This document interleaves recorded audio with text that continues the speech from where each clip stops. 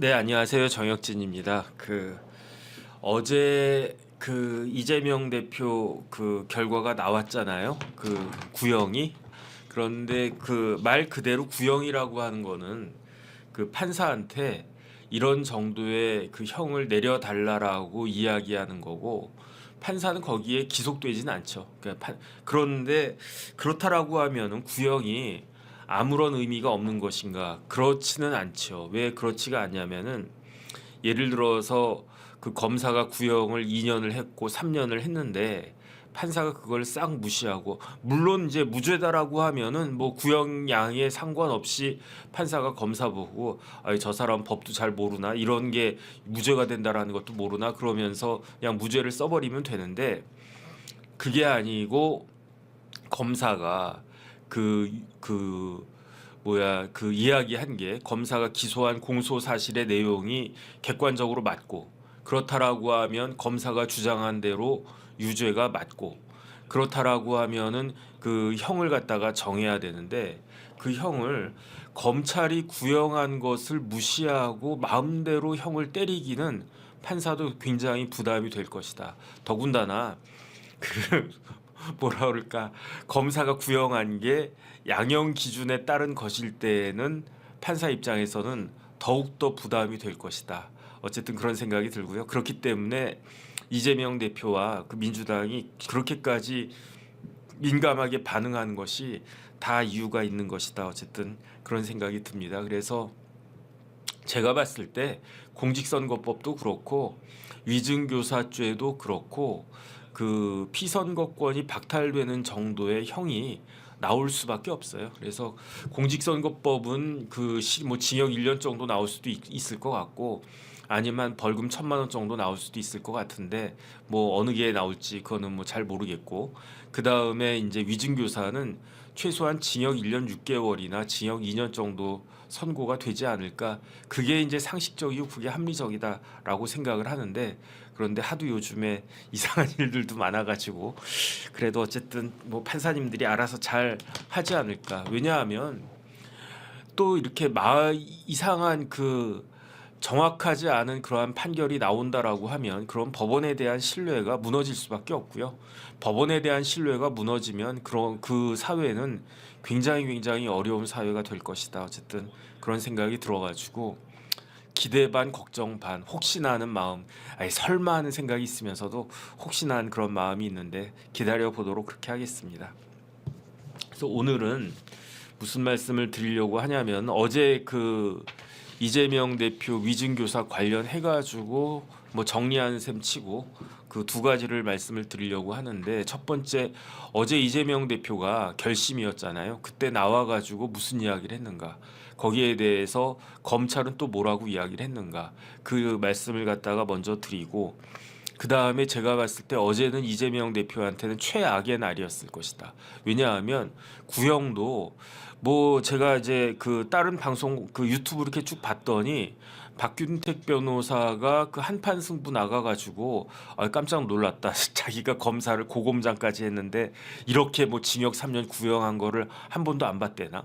검사를 도대체 어떻게 했다는 이야기인지 모르겠는데, 어쨌든 박균택 의원이 뭐라고 이야기했느냐, 자기는 징역 한 1년 정도 구형할 거로 생각을 했었대요. 그러면은 징역 1년 구형하면 그걸 깎고 해가지고 벌금형 정도 나올 수 있지 않을까. 다시 한번 말씀드리지만 이재명 대표의 재판은 유죄냐 무죄냐, 이게 그것도 중요하지만 더 중요한 건 뭐냐면은 형량이거든요. 공직선거법은 100만 원 기준, 그 다음에 위증교사는 벌금이냐 실형이냐, 이걸 갖다가 기준으로 생각할 수밖에 없는데, 그런데 이제 공직선거법 같은 경우에는 한 300, 500 정도 구형하면 90만 원, 80만 원 정도 선고하면 제일 좋지 않았을까. 그 다음에 위증교사죄도, 위증교사죄를 벌금형 구형할 거라고는 아마 기대 안 했을 거예요. 그래도 징역 한 1년 정도 구형하면은 아예 뭐 징역 1년이면 뭐 벌금으로 깎아줘도 되지 뭐 해가지고 뭐 벌금 1,000만 원, 벌금 1,000만 원이 맥시멈이니까 이렇게 선고 나올 것을 기대를 했을 텐데, 누가? 이재명 대표와 주위에 있는 밑에 있는 이른바 국회의원들이.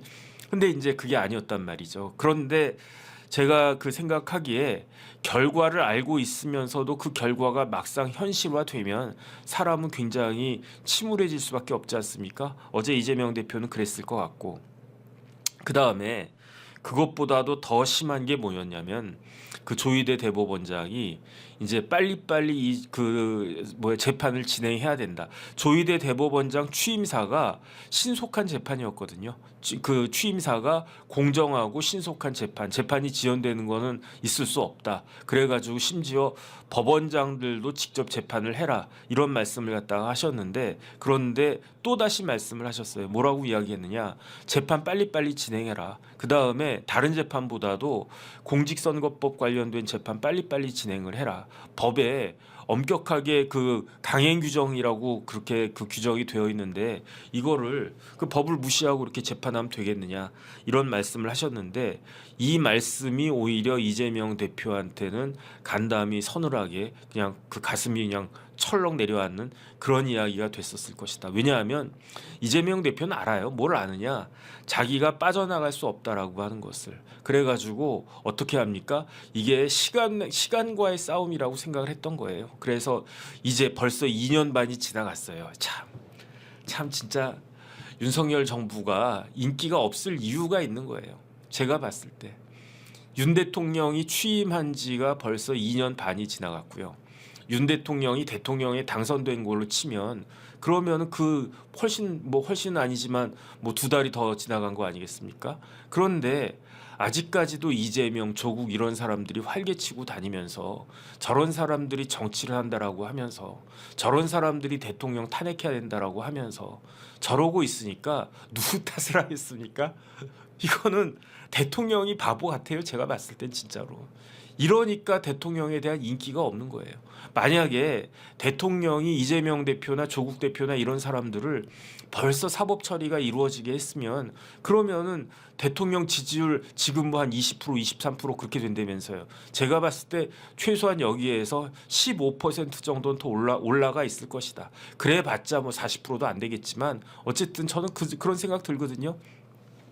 윤석열 대통령이 뭐 하시던 분이니까 평생 검사만 하시던 분이고 검찰총장까지 했던 분인데, 그런데 그런 분이 그 다른 걸 다 떠나가지고 이제 전공이 그 이재명 같은 범죄자들 이렇게 그 처단하는 게 그게 이제 조국 같은 그런 범죄자들 빨리 하루라도 빨리 그걸 갖다 해야 되는데 2년 6개월이나 이걸 질질질 끌고 앉아 있으니 이러니 진짜 지지하던 사람들이 다 돌아설 수밖에 없지 않나. 저는 그런 생각이 듭니다. 조국 같은 사람은 벌써 지금 깜빵에 가 있어야 되는데 형기를 시작하고 어느 정도 한 절반은 채워야 되는 거 아닌가? 제가 봤을 때 조국 대표 같은 경우는 지금 깜빵에서 한 1년 정도 살았으면 1년만 지나면 이제 나가겠네. 아유 다행이다. 그러면서 그 안에서 스쿼드 열심히 하면서 몸 만들고 있어야 될 때 아닌가? 그런 사람이 어디 뭐 영광 같은 데 가가지고 한 달 살이 하면서 무슨 뭐 선거를 갖다가 지휘한다? 이게 말이 됩니까? 이런 것들을 그 윤 대통령한테 기대하는 건 아니었잖아요. 그러니까 뭐 전 잘 모르겠어요. 잘 모르겠는데 이런 모습들이 있으니까 진짜 국민들이 처음엔 답답하다가 지금은 두려워지는 거죠. 뭐가 두렵습니까? 야 이러다가 진짜 이재명이 대선 나가겠네. 그러다가 진짜 야 정말 이러다가 조국의 대법원 판결 그냥 질질질 끌려가지고 야 조국도 대선에 나오겠네. 야 그럼 뭐 삼국지냐? 뭐 이런 이야기 나오지 않겠습니까? 만약에 뭐 한동훈이 그 대통령 후보가 되면 한나라하고 조나라하고 명나라하고 삼국지냐? 아니면 뭐 원희룡 같은 사람이 이제 후보가 되면 뭐 원나라하고 뭐 조나라하고 명나라하고 삼국지냐? 이런 거 있으면 안 되잖아요. 아니 누가 대통령 되고 안 되고 그걸 갖다 떠나가지고 이렇게 범죄 혐의가 명명백백한 사람들이 정치하면 안 되잖아요. 그러니까 우리 같이 선량한 사람들이 그 범죄자들의 지배를 받는 그런 나라가 되면 되겠습니까? 저는 다른 걸 다 떠나가지고 윤석열 대통령은요 의사하고 싸우지 마시고 이재명, 조국 이런 사람들 하루라도 빨리 좀 이렇게 될 수 있게끔 그 다음에 제가 만약에 대통령이면요 어떻게 했을까?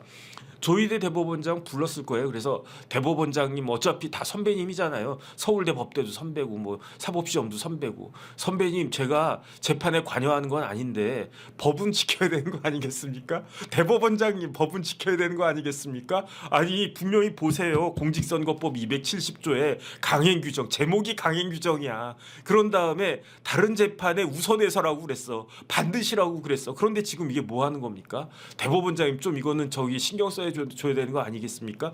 제가 대통령이라고 하면요 진짜 그럴 것 같아요. 그 다음에 아니 지금 조국 대표 같은 사람 빨리 판결을 갖다가 해야 되지 않겠습니까? 제가 대통령이면 대법원장 불러다가 이게 재판에 관여한 게 아니잖아요. 법대로 빨리빨리 그 규정대로 그걸 갖다가 해달라고 하는 요청이지 진짜 부탁인 거지.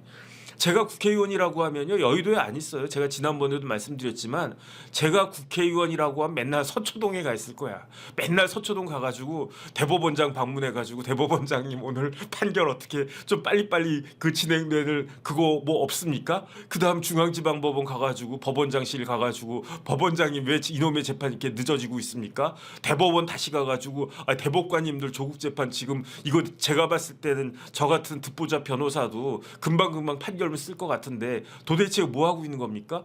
제가 국회의원이라고 하면 혼자 가면 좀 거시기 하니까 한 서너 명 대여섯 명 이렇게 우르르 끌고 가가지고 맨날 법원으로 출근하겠다. 법원으로.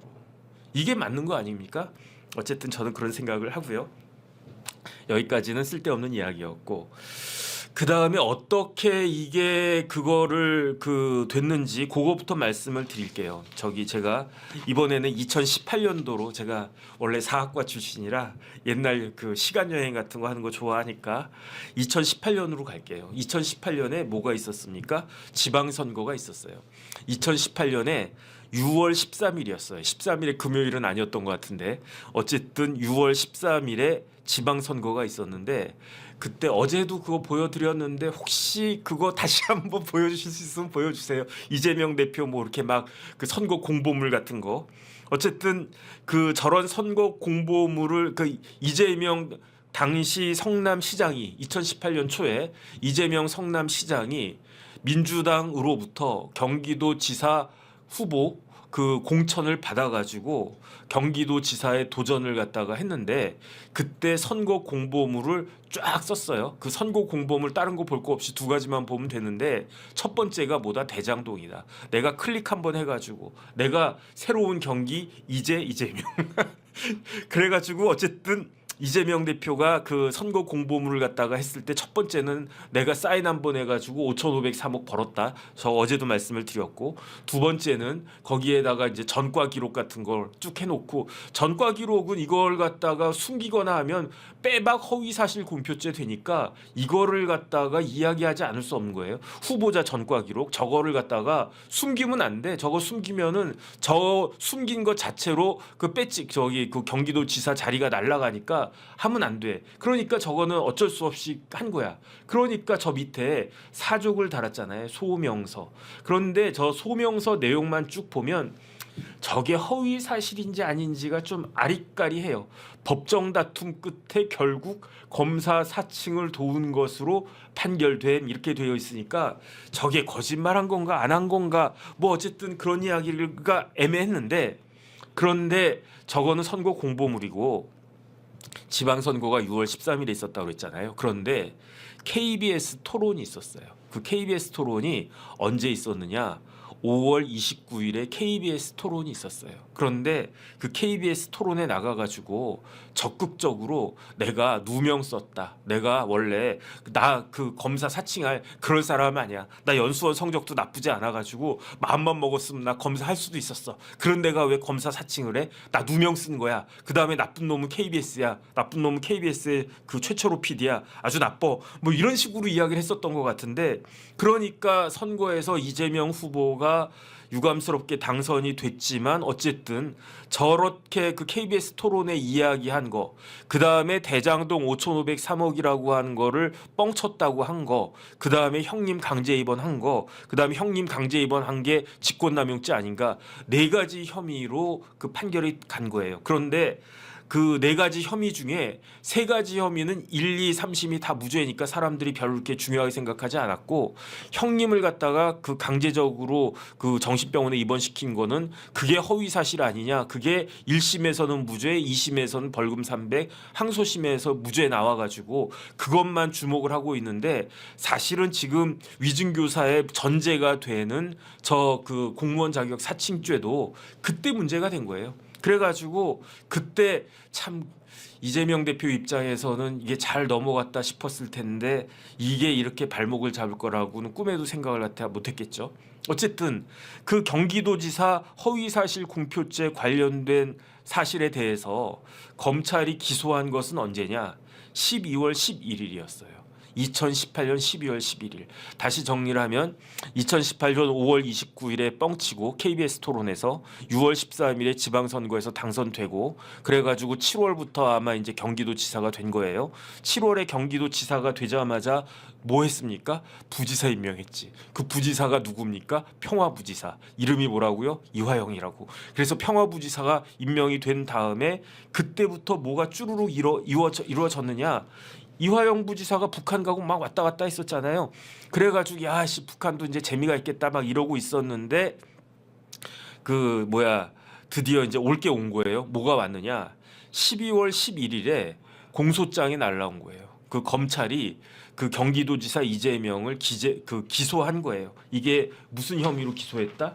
이게 공직선거 직권남용 권리행사 방해 등 해가지고 그 중에 하나가 허위사실 공표다 해가지고 이제 드디어 이제 유명한 권순일 판결이 나오는 그 사건이 이 사건이에요. 그 사건에 위증교 공무원 자격 사칭죄가 누명이다라고 하는 것도 거짓말이다라고 해가지고 그 사건도 지금 이 그 재판에서 이루어진 건데, 그러니까 다시 한번 제가 보니까 2018년 12월에 어떤 일이 있었느냐? 김성태는 막 단둥 가가지고 리오남 만나고 있었고요. 뭐 그 다음에 2019년 뭐 1월 달에는 200만 불 보냈고 4월 달에는 300만 불 보냈고 막 이런 상황이었어요. 이런 상황이었는데 12월 11일에 기소가 되니까 이재명 당시 경기도지사가 그 기소가 된 지 9일 만인 12월 20일에 뭐 했습니까? 김진성 씨한테 전화를 갖다가 건 거죠. 그래서 나 기억이 안 나는데, 그랬더니 기억 좀 나게 해줄까? 몇 대 맞으면 기억날래? 뭐 거의 이런 식 아니었습니까? 그래서 그 전화한 게 12월 20일에 2번, 그 다음에 12월 24일에 1번, 그 다음에 1월 달에도 또 전화를 해가지고 그 뭐 굉장히 큰 중압감을 느꼈다라고 김진성 씨가 이야기를 한 거고요. 그 다음에 이제 해 넘겨가지고 2019년 1월에 또 한 번 전화했다고, 4차 전화했다고 그랬죠. 그러면서 그 4차 전화 녹취록을 딱 보면 정확하게는 모르겠는데 김진성과 이재명만이 알 수 있는 그런 내용을 이야기하는 것 같아요.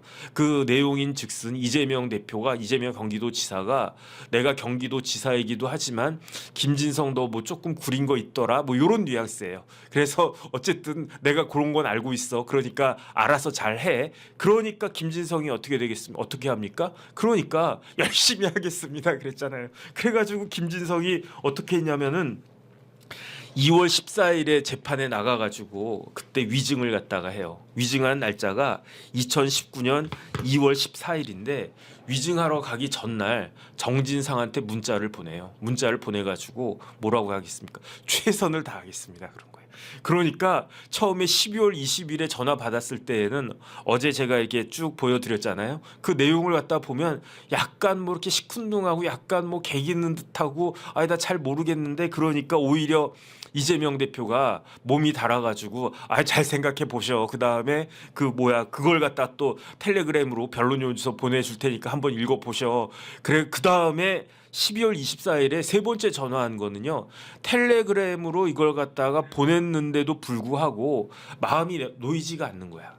마음이 놓이지가 않아가지고 그래가지고 한 번 더 전화했다고. 그때까지는 그랬는데 뉘앙스가 제가 봤을 땐 그래요. 제가 그 두 사람 당사자가 아니기 때문에 정확하게는 모르겠는데 뉘앙스가 아니 근데 김진성 씨 뭐 돈 문제가 좀 있는 것 같더라. 돈을 갖다가 뭐 누구한테 보내고 뭐 그런 것 같더라. 이런 식으로 딱 이야기를 하니까 그러니까 이제 또 김진성 씨가 뭐라고 이야기합니까?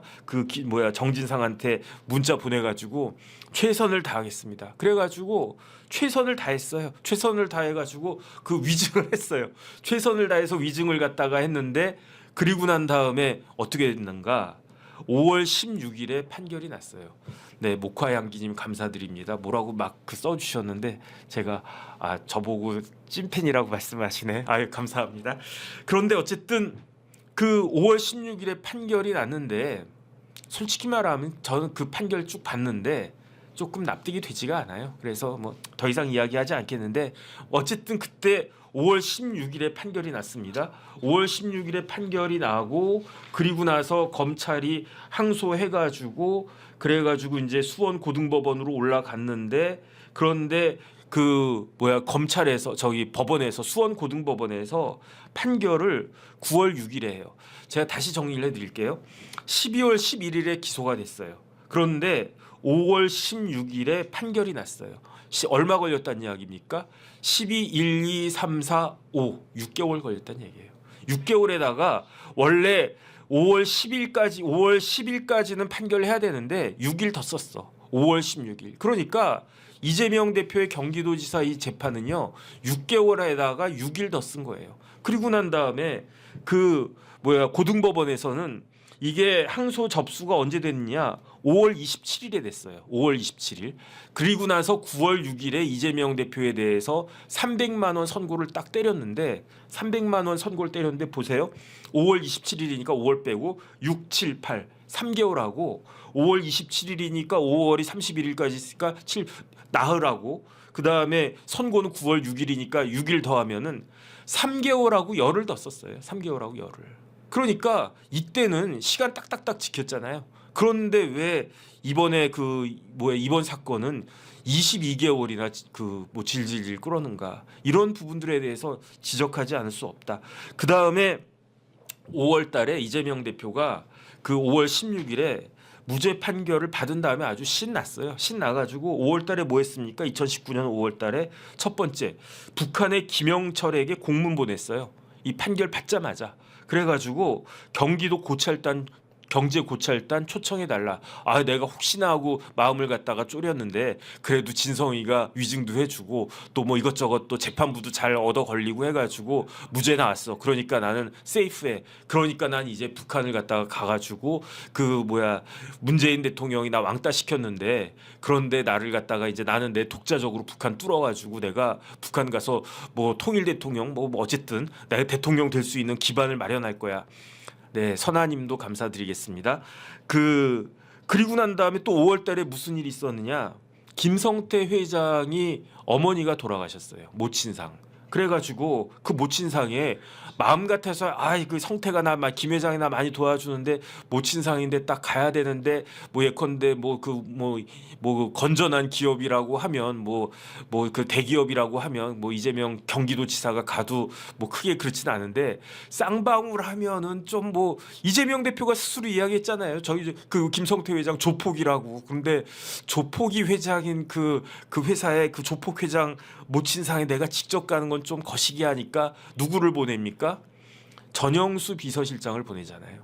전영수 비서실장이 이제 돌아가셨다고 제가 말씀드렸잖아요. 어쨌든 5월달에 딱 그런 일이 있다가 그러다가 9월 6일에 난데없는 그걸 갖다가 맞은 거죠. 9월 6일에 벌금 300만 원 받고 그러니까 이게 어떻게 되냐면 제가 이재명 대표 사건의 변호사들을 쭉 찾아봤더니 1심에서는 변호사를 7군데를 썼어요. 로펌을. 그러니까 개인 변호사 포함해가지고 로펌을 갖다가 5군데 그 다음에 개인 변호사 2명 해가지고 7군데의 변호사 사무실을 갖다가 1심에서는 썼는데 항소심에서는 1심 이겼으니까 고등법원 쉽겠지라고 하면서 거기서 변호사를 그 로펌을 4군데를 갖다 써요. 네 군데를 딱 썼는데 벌금 300 나오니까 그러니까 그때 막 그 그 불이 나가지고 눈에 불이 나가지고 대법원에서는 로펌을 몇 군데 선임하느냐 7군데를 선임하는데 이전하고는 진짜 질이 틀려요. 질이 레벨이 달라. 김앤장 선임했는데 김앤장에서 대법관 출신을 갖다가 선임을 하고 화우라고 우리나라 그 뭐 5대 빅범이라고 할 수 있는데 화우도 선임을 했는데 화우에서는 이용훈 대법관을 갖다가 선임을 하고 그 다음에 양재는 최병모 변호사 민변 회장인데 이 최병모 변호사님이 뭐 이것저것 특검 같은 것도 하고 그랬단 말이에요. 그 다음에 한결에서는 송두환 변호사님이 있었는데 송두환 변호사는 헌법재판관 출신이고 그 다음에 LKB는 서초동 김앤장이라고 그렇게 지난 정권에서 무지무지하게 잘 나갔던 그다음 뭐 이렇게 뭐 덕수 뭐 어디 해가지고 뭐 다산 막 이렇게 뭐 이런 데를 갖다가 9군데를 선임을 해가지고 어쨌든 파기환송 받아가지고 무죄를 갖다가 받은 거 아니겠습니까? 네, 이정일 선생님 감사드립니다. 어쨌든 이런 일이 쭉 벌어진 거예요. 그러다가 정말로 우연찮게 그 다른 것들을 수사하다가 딱 걸려든 게 이게 위증교사다. 그래서 이 위증교사죄가 원래대로 하면요. 위증교사죄는 벌써 항소심까지는 판결 나왔어야 돼. 지금 1심이 아니고 항소심까지는 판결이 나왔어야 됐는데 그런데 이걸 갖다가 늘렸는데 더 이상 늘려지지 않고 드디어 어제 결심이 된 것이다. 어쨌든 그 지난 그 백히스토리를 갖다가 그렇게 말씀을 갖다가 드리고 그리고 난 다음에 제가 궁금했던 게 과연 어제 이제 피고인 신문도 했거든요. 어제 피고인 신문도 했는데 김진성 씨도 피고인 신문을 했었어요. 김진성 씨는 이미 2월 달에 피고인 신문을 했는데 거의 뭐 7개월도 다 지나가가지고 그래가지고 이제 그 드디어 이제 이재명 대표에 대한 피고인 신문도 있었는데 제가 말씀드렸다시피 김진성 씨가 그 2월 26일에 피고인 신문할 때 뭐라고 이야기했느냐. 이재명이 나한테 위증을 교사한 거를 부인하더라. 그거는 꼬리 자르기더라. 그 다음에 거기에 대해서 나는 인간적인 진짜 배신감을 갖다 느꼈다. 왜냐하면 김진성 씨가 처음에는 개겼어요. 어떻게 개겼느냐. 처음에는 그 김진성 씨가 자기가 위증한 바가 없다라고 그랬었어요. 언제까지? 영장 실질심사 받을 때까지 나는 위증하지 않았다라고 끝까지 이재명 대표를 위해서 뭐 본인을 위해서도 그렇게 됐겠지만 그렇지만은 여기에 대해서 더 이상 그 뭐 객관적인 증거 더군다나 녹취록 같은 게 딱 나와 있었으니까 그러니까 여기에 대해서는 뭐 어쩔 수 없다 해가지고 그때부터 자백한 거 아니겠습니까? 최초로 PD도요 처음에는 부인을 했었어요. 최초로 PD도 2002년 5월 31일에 그때 이제 불려가가지고 검찰 조사를 갖다가 받을 때 범행 부인하다가 6월 3일에 범행을 인정했어요. 사흘 만에. 왜 범행을 갖다 인정했느냐? 그때 긴급 체포당하고 그랬으니까 그런 것도 영향이 있었을 수 있는데 그런데 긴급 체포당하고 최초로 PD가 혼자서 곰곰이 생각을 해보니까 다른 걸 다 떠나가지고 쪽팔리거든. 최초로 PD가. 왜 쪽팔립니까? 그 녹음 당시에 이재명 변호사 사무실에서 그 녹음을 갖다가 했던 거예요. 녹음했을 때 그때 이재명 대표하고 그 다음에 이재명 변호사하고 최초로 PD만 있었습니까? 그렇지 않단 말이에요. 그때 최초로 PD가 누구를 데리고 갔느냐? 카메라맨하고 오디오맨을 데리고 갔었어요. 저 때가 언제 2020이니까 뭐 저건 나이가 들었을 때고 2002년도 당시에 최초로 PD는 39살이었단 말이에요. 39살이었는데 그래도 뭐 고발 프로 KBS 입사한 지 10년도 넘었을 뭐 한 20대 후반 정도의 그 KBS에 입사했다라고 했으니까 한 10년 정도 되는 아주 그냥 베테랑 10년 정도 하면 베테랑이라고 할 수 있으니까 베테랑 PD인데 자기보다 한참 후배인 카메라맨과 오디오맨을 데리고 이재명 변호사하고 어떻게 이야기가 돼가지고 이재명 변호사 사무실에서 야 어떻게 하면 김병량의 그 비리를 파헤칠 수 있을까 고민하고 있었던 건데 그런데 김진성한테 전화했다가 김진성한테 이제 콜백하고 뭐 해가지고 결국은 김병량 시장하고 통화가 되지 않았습니까? 김병량 시장하고 통화되기 직전에 1분 전에 그 카메라맨하고 오디오맨한테 스탠바이를 시켰다고요. 그래가지고 28분에 11시 28분에 그 오디오맨하고 그 카메라맨한테 야 이제 전화 오면은 이제 저기 녹음하고 그거 저 촬영할 거야. 이거 스탠바이 하고 있어라고 했는데 그 이야기 끝나자마자 1분 뒤에 전화가 띠리록 온 거예요. 김병양 시장한테. 그래가지고 그때 뭐 은갈치 뭐 골프 뭐 그다음 뭐 홍해장 어쩌고 저쩌고 뭐 이런 이야기 이렇게 그 18분 동안 녹음한 거 아니겠습니까? 그러니까 쉽게 말하면은 녹음 당시에는 그 최철호 PD가 자기 밑에 있는 부하라고 할 수 있는 카메라맨, 오디오맨이 있었던 거예요. 그런데 그 최철호 PD가 이제 긴급 체포돼 가지고 곰곰이 생각을 해보니까 쪽팔린 거예요. 뭐가 쪽팔리냐? 내가 고발 프로를 갖다가 하는 사람인데 고발 프로는 뭐 하는 사람입니까? 거짓말하는 사람을 잡아내는 거잖아요. 쉽게 말하면 김병양 시장이 뭐 이렇게 부적절한 그 행동을 했다라고 했을 때 김병양 시장이 거기에 대해서 뭐 자백을 갖다가 하겠습니까? 아니잖아요. 그런데 그 내가 고발 프로를 하는 사람인데 내가 거짓말을 그 한다라고 하면 쪽팔리잖아. 예컨대 아무도 없어요. 아무도 없어. 그러면은 아이 뭐 그래 뭐 쪽팔리면 나의 몫이야. 그냥 한번 쪽팔리면 됐지 뭐 그런 생각을 갖다가 할 수 있을지 모르는데 그런데 그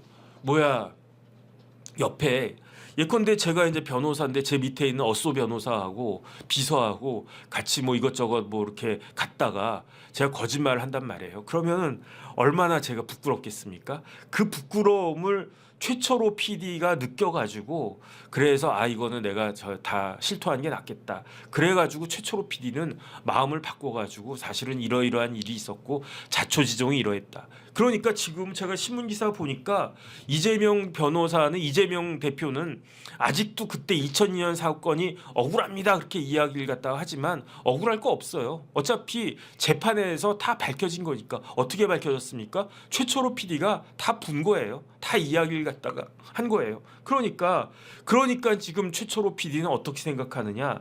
이재명의 주장에 대해서 야 이재명이 그래도 변호사인데 어떻게 저렇게 거짓말 갖다가 하나 경악스럽다. 일단은 그렇게 이야기를 갖다가 하는 거고요. 그다음 가을향기님 감사드리고 그다음 조금 전에 그 애국자님인가 어쨌든 네 두 분 다 너무 감사드립니다.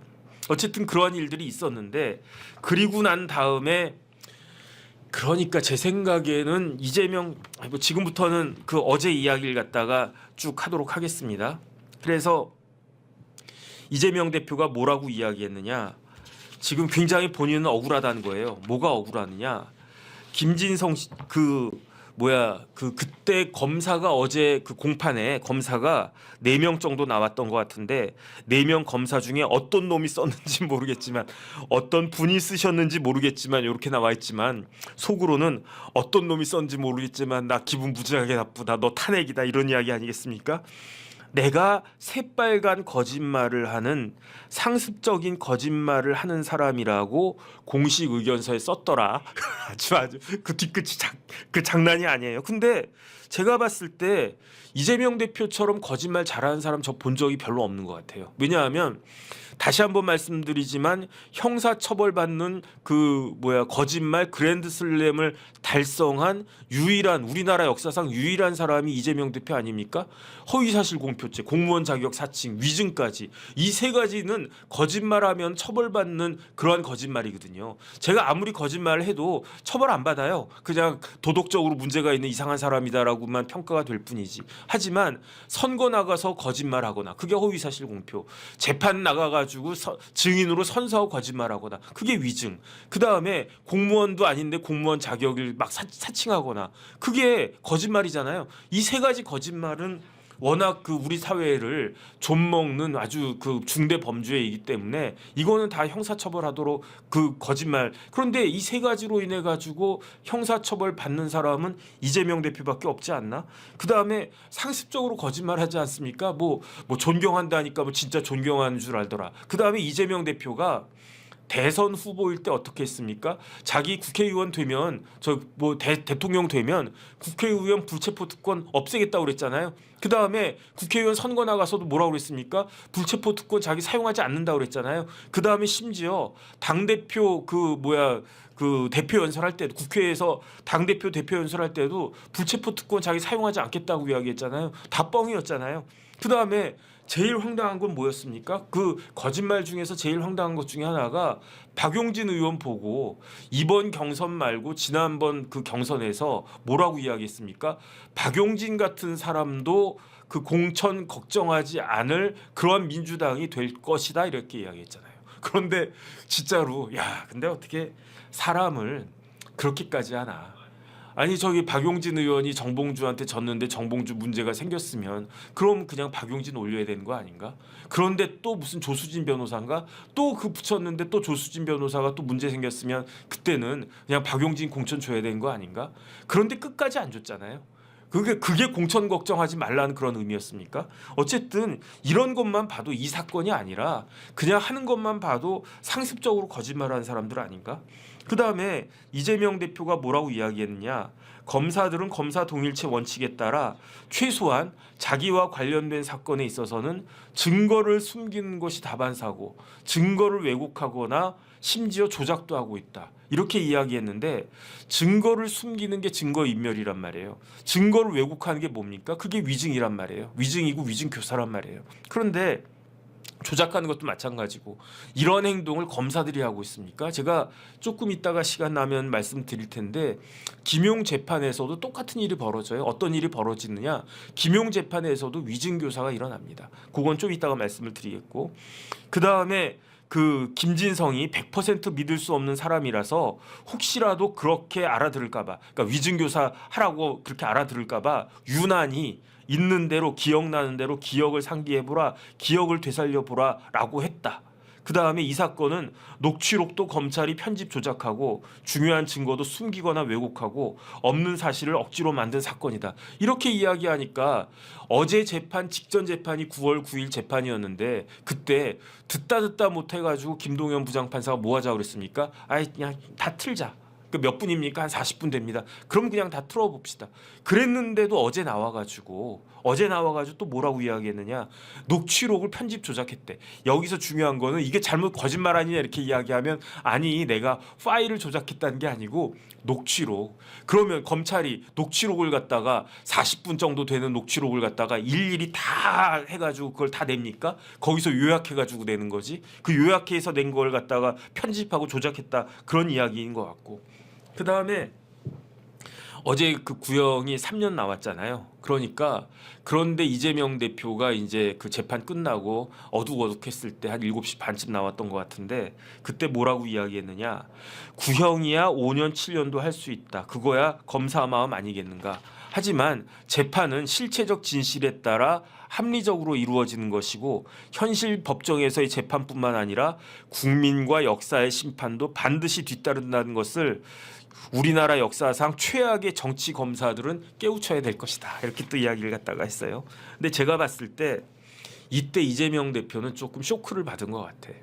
그렇지 않고는 이런 말을 할 수가 없어요. 다른 걸 다 떠나가지고 역사상 최악의 정치 검사라느니 국민과 역사의 심판이라느니 이런 이야기는 그냥 할 수가 있는데 제가 어떤 부분에 주목을 하냐면 구형을 5년 7년도 할 수 있다 이 이야기를 딱 듣고 이재명 대표가 쇼크를 받긴 받았구나. 왜냐하면 위증교사죄 법정 상한이 얼마입니까? 5년이거든요.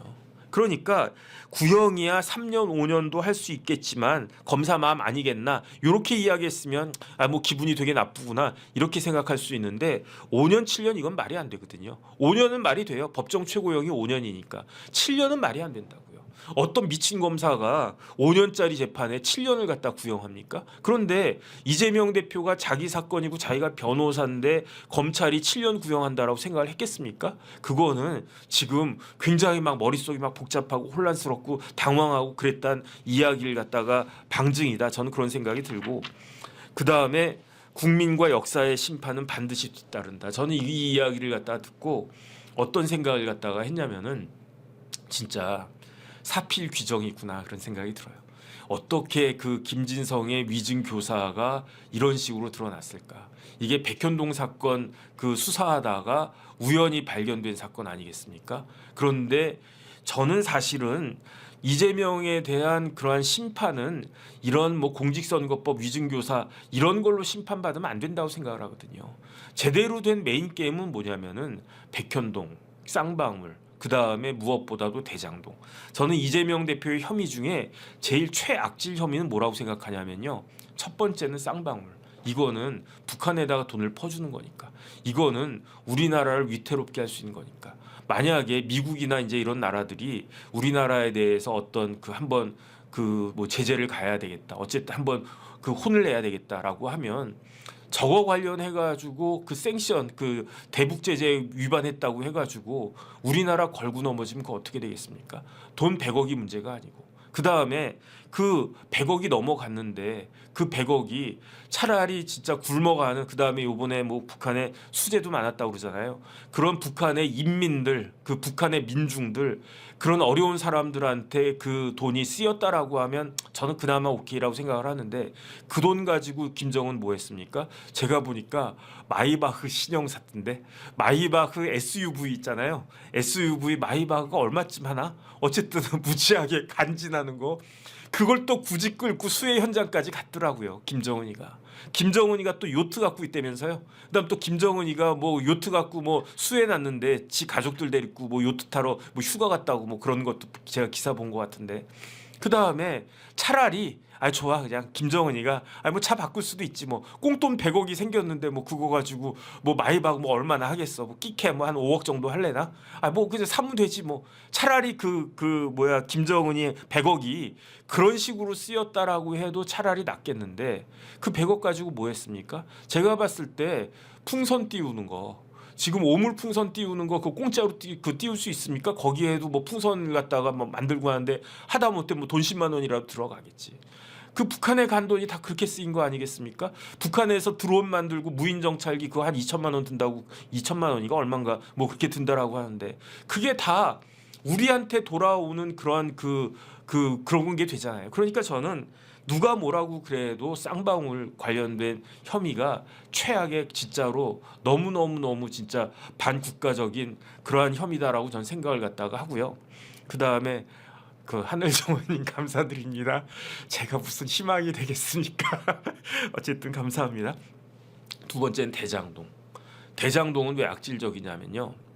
대장동 원주민들 처음에 이 사건 딱 벌어졌을 때 대장동에 원래 살던 분들 인터뷰가 있었어요. 그래서 그분들은 어떻게 됐느냐? 자기의 땅을 조상 대대 이렇게 내려오던 땅을 헐값에 뺏겼어요. 왜냐하면 대장동하고 백현동 차이는 딱 하나라고 그랬잖아요. 대장동은 일반 원주민들이 많은 그런 땅이고 백현동은 국가 땅이니까 식품연구원 땅이니까 원주민이 없다. 그러니까 대장동은 어떻게 해야 되냐? 도시개발법에 따라 가지고 50%에다가 한 주를 더 얻어야 수용할 수 있단 말이에요. 그러니까 성남도계공 그렇게 만든 거 아니겠습니까? 성남도계공 그렇게 만들어 가지고 그 원주민들 땅을 헐값에 사 가지고 그 다음에 분양가는 어떻게 됐겠습니까? 그러니까 뭐 마음대로 해가지고 분양가는 또 올리고 그래가지고 이중으로 엄청나게 그 이득을 갖다가 본 거잖아요. 그러니까 그 이중으로 이득을 갖다가 보고 그 다음에 이제 그 백현동에 살던 원주민들은 어떻게 됐습니까? 백현동에 살던 원주민들은요. 그 자기가 여기서 살던 그 돈 가지고 그 받은 그 보상금 가지고 성남에서 살 수가 없는 거예요. 그러니까 더 외곽진 곳으로 피눈물을 흘리면서 내려가지 않았습니까? 그러니까 백현동이 대장동이 전 두 번째로 나쁘다고 생각하고 백현동도 마찬가지죠. 백현동도 그 나라 땅을 갖다가 사기쳐가지고 만약에 그 식품연구원에서 부탁한 대로 요청한 대로 종상향을 2단계만 해줬으면 그 김인섭 일당이 그 땅을 2,187억에 샀겠습니까? 그 땅을 김인섭 일당이 정바울 일당이 수의계약으로 살 수 있었겠습니까? 수의계약으로 사니까 땅값이 2,187억이지. 34,000평인데 성남 땅인데 분당 땅인데 34,000평을 갖다가 2,187억에 샀어요. 그거 만약에 주거지로만 용도가 딱 바뀌면은 땅값이 얼마가 됐겠습니까? 최소한 5천억은 가지 않았을까? 저는 그런 생각이 드는 거예요. 그거는 쉽게 말하면 국고를 갖다가 우리나라 그 국고를 갖다 훼손시킨 거 아닌가? 어쨌든 저는 그런 생각이 딱 드니까 그러니까 그런 범죄들로 사실은 뭐 정확하게 징역 10년이든 20년이든 그렇게 처단 받아야 되는데 아유 그 뭐 그걸 갖다가 묶어놨으니 뭐 그런데 저는 어떤 생각 드냐면요. 이제 위례가 끝났어요. 이제부터 대장동 재판 시작이 되는데 대장동 재판이 시작이 되면서 그동안 많은 사람들의 관심에서 조금 멀어졌던 대장동 관련된 이야기들이 이제 다시 시작이 될 것이다. 그거 끝나면 성남FC 백현동도 시작이 될 것이다. 그게 앞으로 다음 대선까지 2년 반 동안 계속적으로 될 것이고요. 그다음에 쌍방울 재판도 수원에서 이제 진행이 될 것이다. 그러면은 쌍방울 관련해서 또 무슨 일이 있었는지 다시 한번 또 우리들이 알 수 있게 되는 그런 계기가 될 것이다. 저는 그런 생각이 듭니다. 여기에 대해서 검찰은 뭐라고 이야기했느냐? 위증교사는 사법정의의 심각한 불신과 사회 혼란을 야기하는 중대 범죄다. 이렇게 이야기했어요. 그 항상 기뻐하라님, 저도 항상 기뻐하도록 노력하겠습니다. 감사드리고요. 그다음에 하늘정원님도 감사드리고 또 제가 말씀 못 드린 분 계신 것 같은데 그 혹시 저기 PD님 알려주시면 제가 말씀드리겠습니다. 그 다음에 검찰에선 뭐라고 이야기했느냐? 이재명 대표는 고의적이고 계획적이고 적극적으로 범행을 했다. 심지어 증인신문 하루 전날 변호인을 통해서 그 김진성 씨에게 신문사항을 사전에 제공하고 숙지하도록 했다. 이거는 수험생에게 답안지를 제공하고 만점을 받게 한 것이다. 이게 무슨 말이냐면 제가 어제도 잠깐 말씀을 드렸는데 증언을 할 때 증인이 돼가지고 증언을 할 때 이런 거 가지고 못 들어가거든요. 이런 거 가지고 못 들어가고 마치 수험생이 시험 치러 들어갈 때 뭐만 가지고 들어갑니까? 이거만 가지고 볼펜만 가지고 들어갈 수 있잖아요. 그 다음에 시계도 옛날 저희 때야 뭐 이런 스마트워치 같은 게 없었으니까 그냥 일반 시계, 시간만 볼 수 있는 시계. 그러니까 볼펜하고 지우개하고 시계하고 수험표하고 요렇게밖에 못 갖고 들어가잖아요. 증언할 때도 마찬가지예요. 증언할 때는 몸만 들어가는 거예요. 뭐 이렇게 쓰거나 그러면 안 돼요. 그 다음에 뭐 가지고 와서 이거 참조해가면서 이야기해도 안 돼요. 왜냐하면 당신이 그때 그 법정에서 증언할 때 증언 당시에 머릿속에 있는 기억에 의존해서 기억대로만 이야기해라. 그래가지고 기억이 안 나면 기억이 안 난다라고 하고 모르면 모른다라고 하라. 이거거든요. 그런데 이거를 누가 제일 잘 알겠습니까? 변호사인 이재명 대표가 제일 잘 알죠. 그러니까 언제 2월 14일에 이게 그걸 했는데 위증을 했는데 증언을 했는데 그 가짜 증언을 했는데 증인신문 하루 전날이라니까 2월 13일 날 그날 그 이재명 대표의 변호사가 간 거예요. 가가지고 김진석 씨를 만난 거지. 그러면서 뭘 줬습니까? 증인신문 사항을 갖다 딱 주고 거기에 대해서 답도 줬을 거예요. 물어보고 문답. 이게 왜 그러냐면 뭐 지금에야 뭐 저도 말씀을 드릴 수 있겠죠. 제가 옛날에 삼성에서 변호사 할 때 뭐 변호사들 하는 일이 뭐 뻔하죠. 뭐 제가 삼성에서 일할 때는 재판은 한 번도 안 나갔어요. 삼성에서는 재판 나가라고 안 하고 그런 재판은 그냥 외부 로펌에서 이제 그 선임해가지고 그런데 이제 특히 이제 구조본 있고 그럴 때는 어떤 일들이 있냐면은 그 삼성의 임직원들이 이제 불려간단 말이에요. 뭐 검찰에도 불려가고 뭐 다른 데도 불려가고 그러면 어떻게 하느냐? 저희 같은 변호사들이 문답서를 다 작성을 갖다가 해요. 그래서 아마 검사가 이걸 물어볼 것이다. 여기에 대해서는 이렇게 답변을 해라. 이렇게 물어볼 것이다. 이건 이렇게 답변을 해라. 문답서를 갖다가 이만큼 한 다음에 그런 다음에 이제 내일 이제 검찰 들어간단 말이에요. 그러면 오늘 불러다가 뭐 임원이든 누구든 불러가지고 그거를 완전히 숙지해가지고 다 외울 때까지 집에 안 보내요. 뭐 호텔 같은 데 하나 잡든지 아니면 그 사무실 뭐 이렇게 잡아가지고 예컨대 상무님 지금부터는 제가 검사 역할하고 상무님은 뭐 피의자나 뭐 그런 참고인이나 그런 역할을 갖다가 하셔야 됩니다. 그러면서 제가 물어보는 거예요. 그러면은 그분이 이제 답변을 갖다가 하는데 아이 그 답을 갖다가 잘못한다 그러면 제대로 할 때까지 일을 그렇게 한단 말이에요. 변호사들은 마찬가지예요. 그러니까 김진성한테도 그 전날 변호사 보내가지고 예행 연습하지 않았을까? 전 그 생각 드는데 아니 그 예행 연습 정도는 해야지. 그래가지고 김진성이 딸딸딸딸 그거 갖다가 외워가지고 그래가지고 그 가가지고 증언을 갖다가 한 거예요. 그 다음에 어쨌든 이렇게 증언을 갖다가 한 다음에 그 검찰 이야기 조금 더 하고 그 제가 말씀드리겠습니다. 이재명은 유죄 판결을 받았음에도 불구하고 그러니까 2004년도에 유죄 확정 판결을 받았을 거예요. 그 일은 2002년도에 있었고 대법원까지 가가지고 유죄 확정 판결 받은 게 2003년인가 2004년인가 그런데 어쨌든 그러한 유죄 확정 판결을 받았음에도 불구하고 31개 시군을 관할하는 광역단체장 선거 기간에 쉽게 말하면은 경기도지사가 되면 그 31개 그러니까 경기도에 시하고 군이 31개가 있다는 이야기예요. 그 경기도지사 선거 기간에 당선될 목적으로 당선되기 위해서 누명을 썼다고 허위 사실을 갖다 공표했다. 그 다음에 본인이 만든 거짓 주장이 기정사실인 것 마냥 김진성에게 여러 차례 반복 주입하고 그 다음에 텔레그램을 통해서 은밀히 본인의 주장을 보냈다.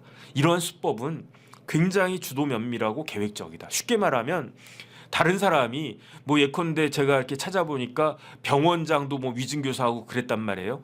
그 어떤 케이스가 있었냐면은 병원장이 자기 그 보험금을 갖다가 편취를 갖다가 했는데 이게 들키니까 환자들 불러가지고 정혁진 씨 좀 저 좀 도와주세요 그러면서 그 보험공단 같은 데서 건강보험공단 같은 데서 혹시 뭐 입원한 거 있냐고 물어보면 좀 입원 좀 했었다고 이야기 좀 해주세요 라고 이렇게 이야기를 했다가 걸렸단 말이에요. 그럼 그 병원장도 위증교사로 해가지고 징역형 받았거든요. 실형. 그러니까 이런 그 뭐 변호사가 아닌 사람들이 얼렁뚱땅 위증 교사하는 것과는 차원이 다르게 이재명 대표의 수법은 변호사였기 때문에 그 수법이 주도 면밀하고 계획적이다. 거기에다가 현직 도지사라고 하는 우월적 권력을 악용해가지고 그래가지고 집요하게 김진성 씨를 회유했다.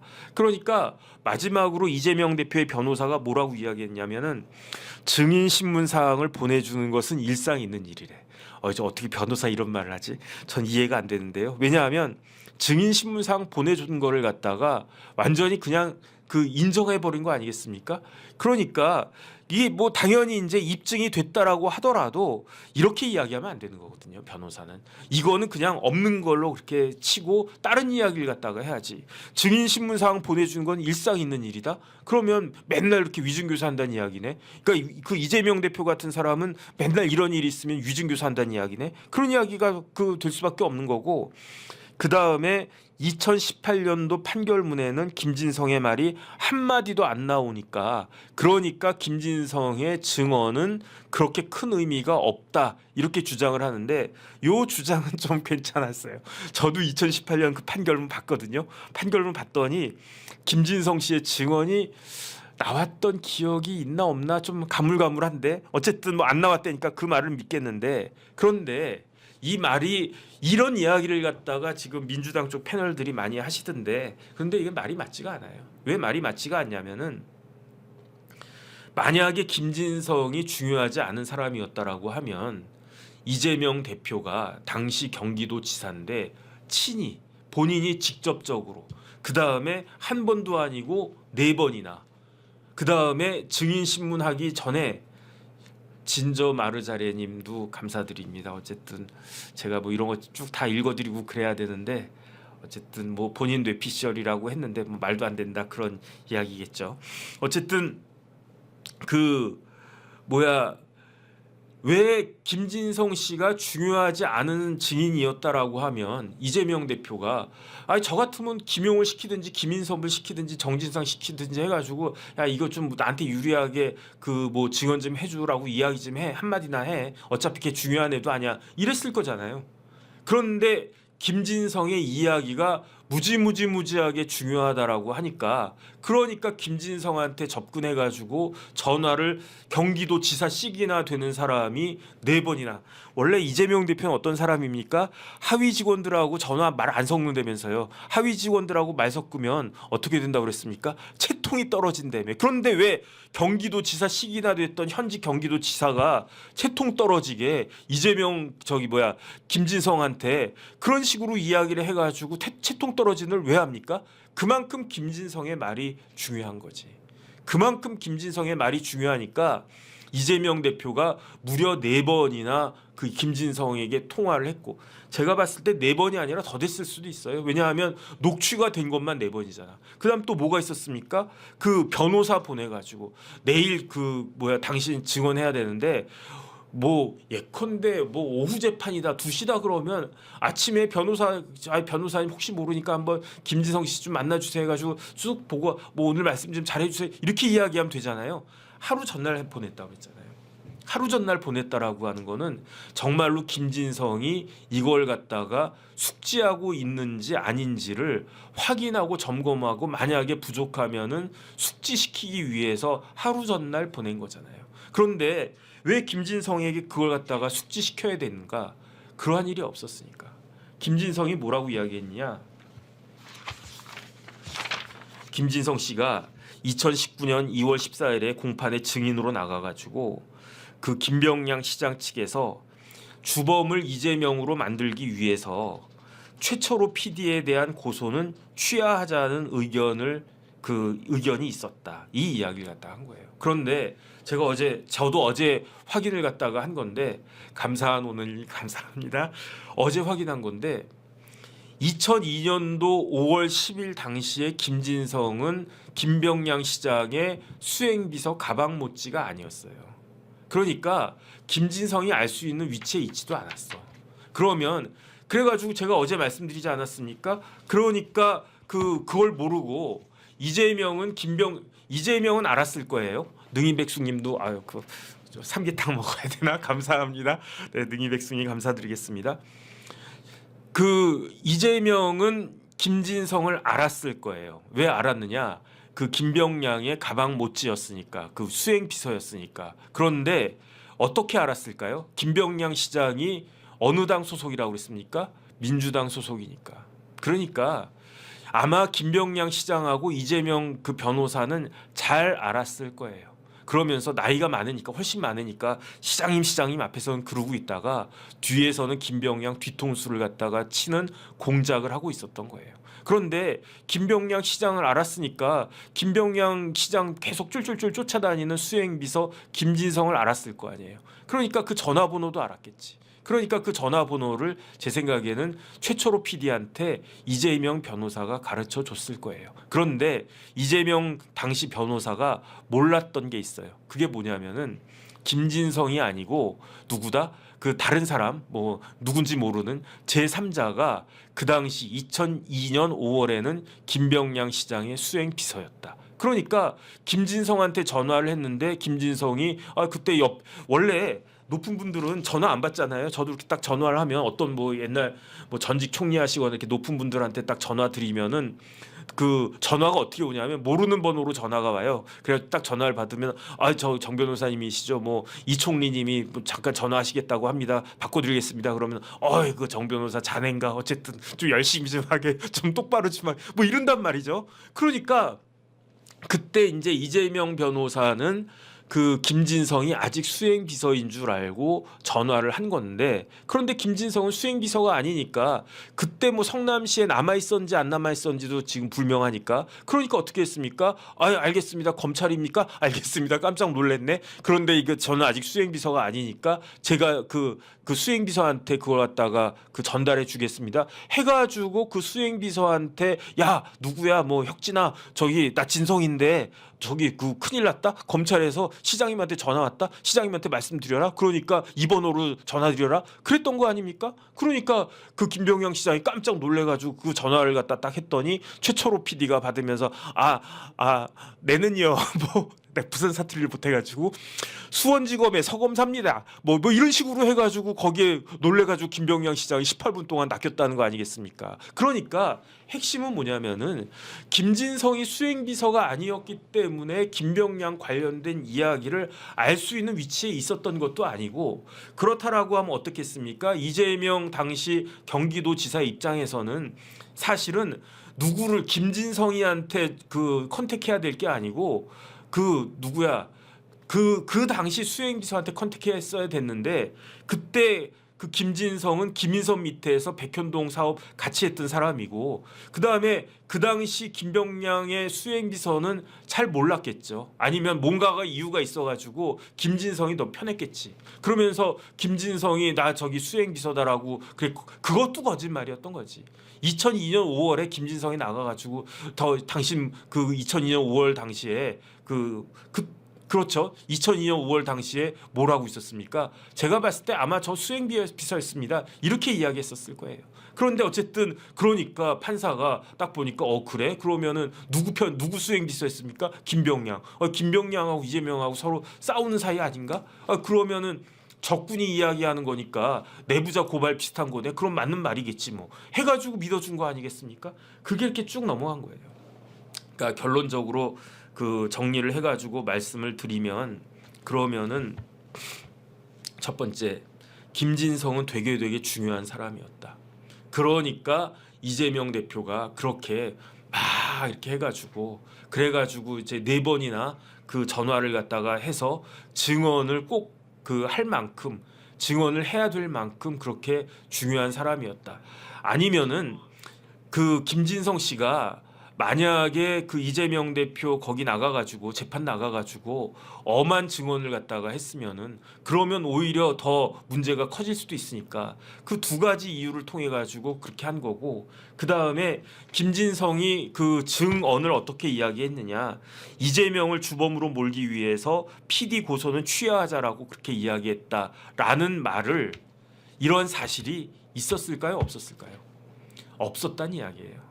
없었단 이야기예요. 그러니까 쉽게 말하면은 김진성 그 허위 사실을 허위로 덮은 건데, 그런데 어찌 됐든지 간에 김진성의 이야기가 허구였다는 이야기죠. 팩트가 아니었다는 이야기예요. 이런 일이 없었다는 이야기예요. 이런 일이 없었는데 마치 있었던 것처럼 증언을 하는 바람에, 그러니까 이제 그 유죄가 나와야 될 게 무죄가 나왔다라고 볼 가능성은 충분하지 않느냐, 저는 그런 생각이 들고요. 그 다음에 이제 마지막으로 그것만 말씀드리고 끝내도록 하겠습니다. 그 김용 재판이 있었어요. 김용 재판이 있었는데 그거 그 PD님 그거 좀 잠깐 띄워주세요. 김용 재판이 있었잖아요. 지금 항소심 진행이 되고 있는데 많은 분들이 기억하실 거예요. 증인이 이모 씨라고 되어 있는데 이 사람이 누구냐? 이홍우라고 하는 사람이에요. 이홍우 씨 잠깐만 띄워주세요. 예, 저분이 이홍우 씨인데, 그런데 그 민노총에서 사무총장, 원래 현대자동차 서비스 노조위원장 하다가 민노총 사무총장 하다가 정의당 들어가가지고 정의당에서 2018년에 경기도지사 후보로 나갔던 사람이에요. 그래가지고 그때 경기도지사 누가 당선됐습니까? 이재명 후보가 당선됐고, 2등은 그때 뭐 한나라당인지 뭐 국민의힘인지 어쨌든 2018년에 2등은 지금의 국민의힘에서 2등을 했을 거고, 저 이홍우 씨가 정의당 출신으로 나가가지고 경기도지사 선거에서 4등을 했어요. 4등. 그리고 난 다음에 2018년에 이재명 대표하고 경쟁했던 사람 아닙니까? 그런데 2018년 9월이면 언제입니까? 2018년 9월이면은 아직 그 기소가 되기 전이네. 이때 그 이재명 대표를 위해서 탄원서를 갖다가 제출을 갖다 했는데, 그리고 난 다음에 2020년에 뭐가 되느냐? 그 경쟁을 했는, 그 다음에 당도 다르잖아요. 그 더불어민주당하고 정의당하고, 저 이홍우 씨가 경기도 시장상권 진흥원장이 돼요. 2020년 6월 2일에. 그런데 저 경기도 시장상권 진흥원장이었던 이홍우 씨가 김용의 재판 나가가지고, 다시 그 김용 재판 거 보여주세요. 김용 재판 나가가지고 김용이 불법 정치자금 8억 4,700만 원을 받았다라고 의심이 되고 있었는데 그때 이제 유동규인가 그럴 거야. 아마 돈 줬다라고 한 사람이 그때 돈을 줬다라고 한 그 시점에 김 씨는 나랑 같이 있었다는 식으로 알리바이를 갖다가 그 증언을 했는데 저 이용우 씨의 증언이 뭐다? 저게 위증이다. 거짓 증언이다. 딱 드러났잖아요. 뭐 이렇게 캘린더 같은 거 이렇게 막 이렇게 조작했던 거 딱 드러났잖아요. 그런데 저게 이용우 씨가 자발적으로 내가 김용을 도와야지, 내가 김용 돕는 게 이재명을 돕는 거야, 이런 식으로 해가지고 자발적으로 도왔느냐? 그게 아니에요. 그 뿌옇게 나온 그 사진 있잖아요. 그것 좀 띄워주세요. 저 이용우 씨를 찾아가가지고 그래가지고 그 이용우 씨한테 위증을 교사한 사람들이 있었어요. 저 그 남자분은 박모 씨라고 45살이래요. 그 오른쪽에 그 왼쪽에 있는 여자는 서모 씨라고 44살이래요. 그런데 저 박모 씨가 이재명의 대선 캠프의 상황실장 출신이래요. 저 사람이 이용우 찾아가가지고 이용우 원장님 경기도 시장 상권 진흥원장이었으니까 우리 그 김용 민주연구원장인가 부위원장인가 어쨌든 우리 김용 전 대변인이 지금 이러이러한데 이게 불똥이 커질 수 있으니까 여기에 대해서 조금 그 증언을 갖다가 거짓으로 증언을 해달라, 위증을 해달라, 이렇게 했다가 딱 걸려가지고 저 두 사람은 구속됐어요. 2월 1일에 저 두 사람은 어떻게 됐다? 제가 말씀드리는 건요, 저 두 사람은 위증 교사를 했어요. 그래가지고 2024년 올해 2월 1일에 기소가 됐는데 여자라고 봐주지도 않고 남자라고 봐주지도 않고 두 사람 위증 교사한 저 두 사람은 기소됐는데 어떤 기소다? 구속 기소됐다. 그 다음에 조금 전에 봤던 그 이용우 씨는 마찬가지로 기소됐는데 이용우 씨는 기소가 안 됐어요. 불구속 기소가 됐어요. 그러니까 쉽게 말하면 김진성 씨는 위증한 사람이고 이재명 대표는 위증 교사한 사람이란 말이에요. 그런데 이 위증 교사를 갖다가 한 사람에 대해서 법원에서는 구속영장 발부한 거예요. 위증한 사람은 불구속 기소한 거고 위증 교사한 사람은 구속영장 발부해가지고 구속 기소한 거예요. 그런데 저 구속된 저 두 사람 남녀 이제 한 쌍은 아니겠지. 서로 뭐 잘 아는 사람이니까 저 두 사람이 한 범행이 뭡니까? 저 두 사람이 무슨 짓을 갖다가 했다고요? 이용우 씨한테 찾아가가지고 그 김용 씨 알리바이 좀 그 가짜로 증언해 주세요. 그 딱 한마디 한 거예요. 그런데 어떻게 됐다? 구속됐다. 구속 기소됐다. 저 사람들 벌금 나올까요? 벌금형 나올 사건에 대해서는 기소 안 해요. 벌금형 나올 사건에 대해서는 구속영장 발부 안 해요. 딱 봐도 이거는 구속될 만한 사안이다. 그런데 이재명 대표의 위증 교사와 저 사람들의 위증 교사가 어느 게 더 심각한 것이냐. 그러니까 저는 사실은 누구지? 유창훈 부장판사가 말이 안 된다고 생각해. 말이 안 된다. 위증교사 하나만 가지고도 저런 사람들 다 구속됐다니까. 저런 사람들 구속영장 발부했다니까. 어디서? 중앙지방법원에서. 똑같은 중앙지방법원에서. 그런데 위증교사를 했는데도 구속을 갖다가 안 한다? 백현동 의심스럽고 그다음에 쌍방울 다툼의 여지가 있어 보이고 다 좋은데 위증교사는 소명됐다며. 그럼 구속시켜야지. 그런데 이재명 같은 사람은 높은 사람이고 사회적으로 어쩌고저쩌고한 사람이기 때문에 증거를 인멸할 염려가 없다? 그게 말이 됩니까?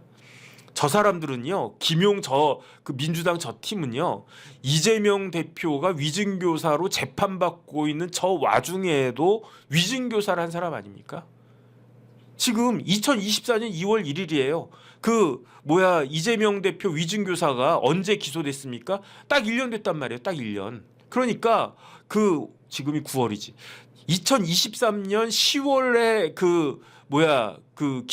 위증교사로 기소가 됐는데, 그런데 떡하니 2024 그때 또 위증교사를 갖다가 할 만큼, 물론 사건은 다른 사건이지만 넓게 보면 관련 사건 아니겠습니까? 저런 사람들이에요. 그러니까 어떻게 여기에 대해서 뭐 유권무죄 또 무권유죄, 유권 권력이 없으면은 그 구속되고 권력이 있으면은 불구속되고 그러는 겁니까?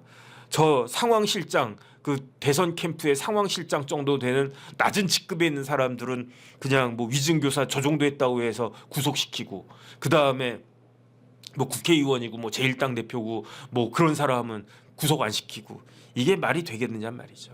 그러니까 지금과 같이 법원의 그 위상이 땅에 떨어져 있는 상황에서는요. 진짜 한성진 부장판사하고 그 다음에 누구야 그 김동연 부장판사는 판단 잘해야 됩니다.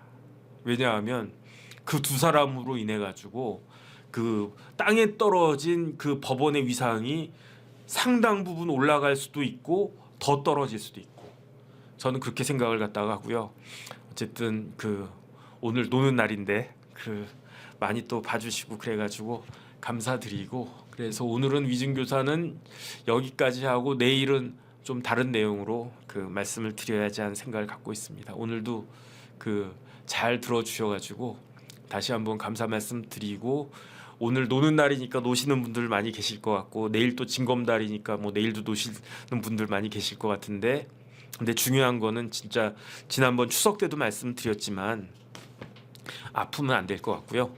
그 다음에 더 바보 같은 거는 다치는 거예요. 뭐 병이야 날 수도 있죠. 병 나는 것도 어리석은 건데 뭐 제가 뭐 이런 말 할 위치에 있나 자격이 있나 뭐 그런 생각이 드는데 어쨌든 그 즐겁게 그 시간을 보내시는데 제일 어리석은 게 다치는 것 같아요.